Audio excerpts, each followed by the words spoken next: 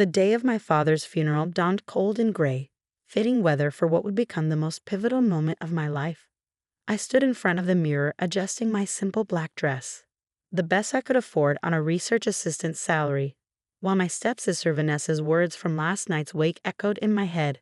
"God, Sarah, couldn't you at least pretend to dress appropriately? It's embarrassing enough having you here." My father, Dr. David Chen, brilliant scientist and family disappointment, according to my stepmother Isabella, had died suddenly of a heart attack in his small laboratory on the outskirts of the city. The same laboratory where he'd spent countless nights after being kicked out of the family mansion 5 years ago, when Isabella decided his obsession with failed experiments was too much to bear. The funeral was being held at the Chen family estate, a sprawling mansion that had once been my childhood home. Now it felt like enemy territory. As I walked through the ornate gates, memories flooded back. Dad teaching me chemistry in the kitchen, conducting experiments with baking soda and vinegar, his eyes lighting up when I asked questions about his research. "Well, look who decided to show up," Isabella's voice cut through my reverie. She stood at the top of the marble stairs, a vision in designer black, her perfectly manicured hand resting on the banister. Next to her, my stepsister Vanessa smirked, both of them looking more like they were attending a fashion show than a funeral. "It's my father's funeral," I replied quietly. "Of course I'm here." "Ah yes, your father." Isabella's lips curved into a cold smile. "The brilliant Dr. Chen, who chose his precious experiments over his family's reputation. Tell me, Sarah, did he ever manage to create anything worthwhile in that rusty lab of his? Or did he die as he lived, a failure?" I felt my hands clench into fists, but kept my voice steady. "My father was not a failure." "Really?" Vanessa chimed in, her diamond earrings catching the light. "Is that why he was living in that disgusting little lab while we maintained the family's social standing?" "Face it, Sarah, he was an embarrassment, just like you." The funeral service was torture. I sat in the back row, watching as Isabella played the grieving widow perfectly, accepting condolences from Silicon Valley's elite with graceful nods and dainty dabs at dry eyes. The true irony was that half these people hadn't spoken to my father in years, not since Isabella had systematically cut him off from his social circles. "And now," the priest announced, "Dr. Chen's widow would like to say a few words." Isabella glided to the podium, a picture of elegant grief. "David was a dreamer," she began, her voice thick with fake emotion. "Perhaps too much of a dreamer. He chose to pursue his unique ideas rather than focus on our family business. But he was a good man in his way." I wanted to scream. This woman had no right to talk about my father. She hadn't seen him in the last 5 years, hadn't witnessed his dedication, his passion, his absolute certainty that he was on the verge of something revolutionary. After the service, as people began to disperse, Isabella cornered me by the refreshment table. "Now, about your father's lab," she said, dropping all pretense of grief. "I'll be sending people to clear it out tomorrow. Whatever junk he left behind will be disposed of." "You can't do that," I protested. "That lab was his life's work." "Actually, I can. The property belongs to Chen Industries, which as CEO, I control completely. Your father was merely allowed to use it out of my generosity." She smiled, showing perfect white teeth. "Unless, of course, you can afford to buy it." We both knew I couldn't. My salary as a research assistant barely covered my rent in a tiny apartment. "I thought not," Isabella continued. "Don't worry, I'll have them throw away his things with all the respect they deserve." She paused, examining her manicure. "Oh, and Sarah, don't bother coming back to the mansion. Now that your father is gone, there's really no reason for us to maintain any pretense of family ties." I left the funeral with tears burning in my eyes, but I refused to let them fall. Instead of going home, I drove straight to Dad's lab. The small industrial building looked shabby compared to the mansion. But to me, it had always felt more like home than that cold, perfect house ever did. Using my key, the one thing Dad had insisted I always keep, I entered the lab. The familiar smell of metal and chemicals wrapped around me like a comfort blanket. Everything was exactly as he'd left it. Equations scrawled on whiteboards, computer screens displaying complex molecular structures, and his old leather notebook sitting on the main workbench. That notebook. Dad had carried it everywhere, constantly making notes, drawing diagrams, muttering about getting the sequence right. Isabella had always mocked it, calling it his book of failures. With trembling hands, I picked it up. The leather was worn soft from years of use, the pages dog-eared and coffee-stained. As I opened it, a letter fell out, addressed to me in my father's messy handwriting. My dearest Sarah, it began. If you're reading this, something has happened to me. I need you to know that everything I've worked for, everything I've sacrificed, it wasn't for nothing. The formulas in this notebook, they work. The molecular stabilization sequence is complete. But there are people who would kill for this technology, people who wouldn't understand the importance of using it ethically. That's why I could never tell Isabella or go public before it was ready. My hands started shaking as I read further. The failed experiments Isabella had mocked.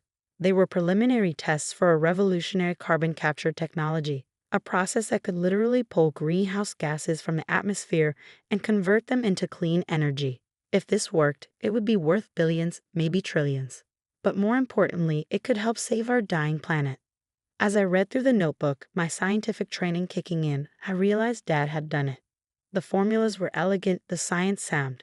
He'd solved problems that had stumped researchers for decades. This wasn't the work of a failure. This was genius. A noise outside startled me. Headlights swept across the windows as a car pulled up. Panic gripped me as I remembered Isabella's words. She was sending people to clear out the lab. They were early. I had to act fast. I saw Dad's old laptop on his desk. He'd always told me it contained his most important files. Grabbing it and the notebook, I looked frantically around the lab. What else would they destroy? What else did I need to save? The sound of voices outside spurred me into action. I spotted Dad's external hard drives in a drawer. Those two went into my bag. Then I noticed a small safe under his desk, one I'd never seen before. The combination. What would Dad have used? More voices, closer now. Keys jingling. With trembling fingers, I tried my birthday. Nothing. The handle of the front door started to turn. Mom's birthday? No. The door opened. In desperation, I tried the date Dad had first shown me, the periodic table, our special day, he called it. The safe clicked open. Hello? A man's voice called from the front room. Dr. Chen. Inside the safe was a single USB drive, labeled FALSAFE in Dad's handwriting, and a small stack of papers that looked like patent applications.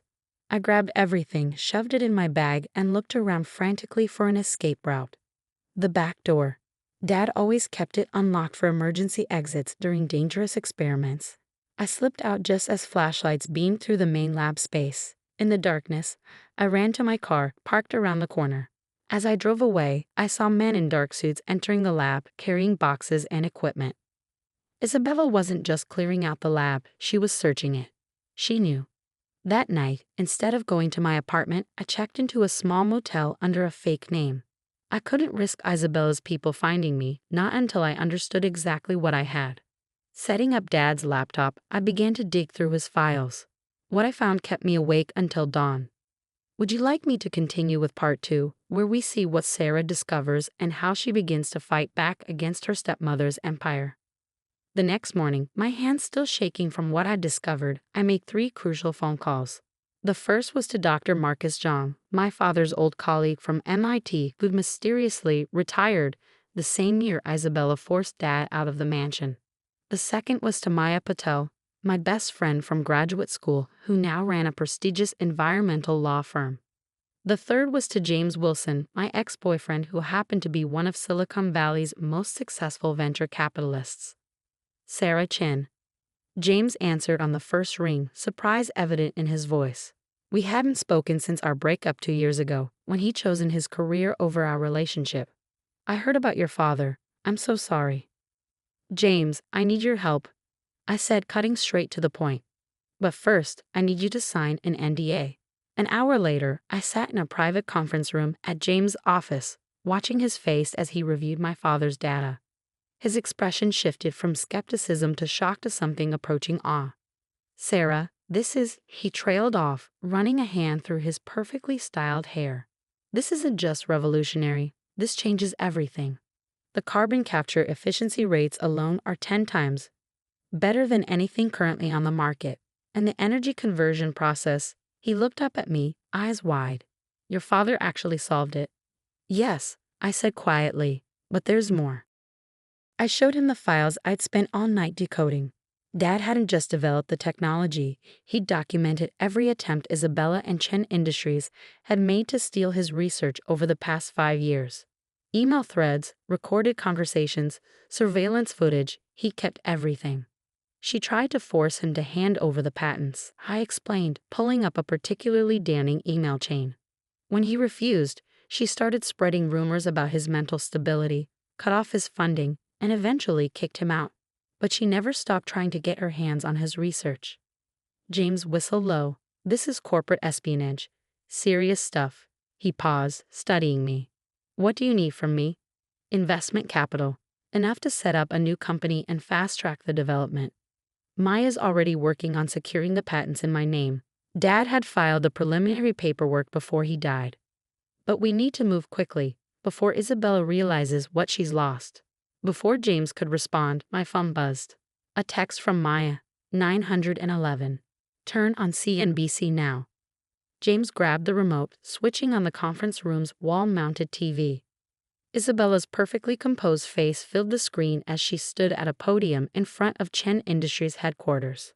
It is with great pride that I announce Chen Industries' breakthrough in carbon capture technology, she was saying, her voice smooth as silk.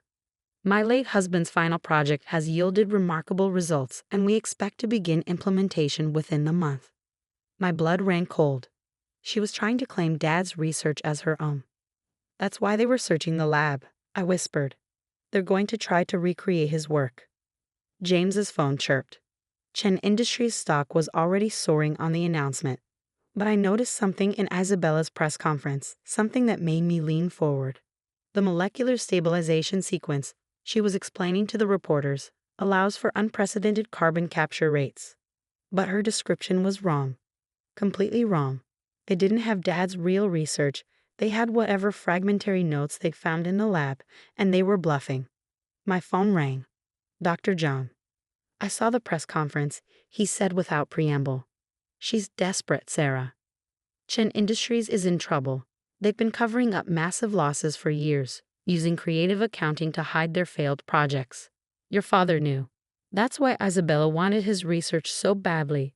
She needs a win to keep the company afloat. A plan began forming in my mind. Dr. Zhang, how quickly can you put together a research team? For David's daughter, give me 48 hours. The next 2 weeks were a blur of activity. While Isabella basked in the media attention, we worked in secret. James secured us lab space in an unmarked facility outside the city. Maya filed patents and trademarks under a series of shell companies to avoid detection. Dr. Zhang assembled a team of brilliant scientists who'd all been pushed out of Chen Industries over the years. But we had a problem. While we had Dad's research, we needed proof that Isabella had actively tried to steal it.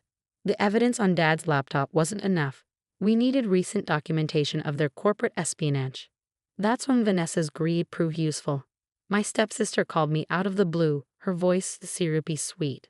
Sarah, darling, I've been thinking about how awful we've been to you. Let me make it up to you over lunch.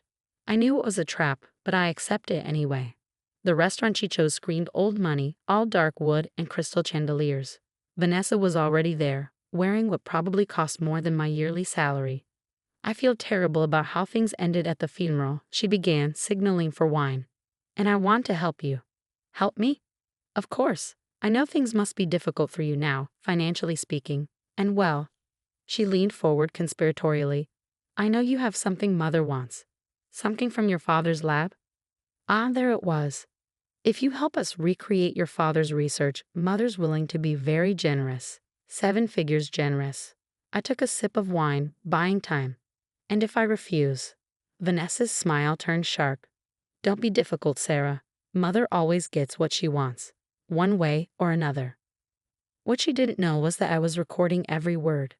That afternoon, I met with Maya to review the recording. It's good, she said, but we need more. We need proof that Isabella knows her announcement was false. I might be able to help with that, a quiet voice said from the doorway. We turned to find Lisa, Isabella's personal assistant, standing there nervously. I've worked for Mrs. Chen for 10 years, she continued. I've seen things, done things, but claiming Dr. Chen's research, that's too far. I have documents, internal memos, emails, recordings of meetings where she explicitly discusses stealing his work. Maya's eyes lit up. Would you be willing to testify? Lisa nodded. Dr. Chen was kind to me. He deserved better. The pieces were falling into place, but we had to move fast. Chen Industries was already accepting pre-orders for their non-existent carbon capture technology. They'd announced a demonstration for major investors in 1 week. It was time to spring our trap. Are you sure about this? James asked as we prepared for the final phase. Once we do this, there's no going back. I thought about my father working alone in his lab, refusing to give up his principles even when it cost him everything. Unsure, I said. Let's end this. Would you like me to continue with part 3, where Sarah executes her plan and confronts Isabella at the investor demonstration? The day of Chen Industries' big demonstration dawned bright and clear. The company had rented out San Francisco's most prestigious convention center, and the media presence was overwhelming. News vans lined the street, reporters jostling for position as the world's most powerful investors arrived. I watched the live stream from our own facility, where Dr. Zhang and our team were making final adjustments to the real carbon capture prototype. We'd worked around the clock for 2 weeks, fueled by coffee and determination to bring my father's vision to life. Everything's ready, James said, adjusting his tie. As planned, he was attending the demonstration as a potential investor. Maya's team is in position, and the SEC agents are standing by.